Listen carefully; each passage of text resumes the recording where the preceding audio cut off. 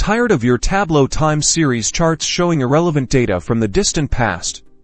I'm going to show you how to focus on the dates that actually matter. First, let's connect to our data. I'm using the sample Superstore data, but you can follow along with your own dataset. We'll be working with the order date field. Drag order date to the columns shelf and sales to the row shelf. Tableau automatically creates a line chart showing sales over time. Right-click on the order date pill on the columns shelf and change it to discrete. This will change our view. Now, drag order date from the data pane to the filter shelf. This opens the filter dialog box. Choose range of dates and click OK. This lets us specify our start and end points. Use the slider in the filter control that appears on the right to adjust your starting date. For example, let's start from January 1st, 2017. Right-click on the order date filter in the filter pane and select Show Filter.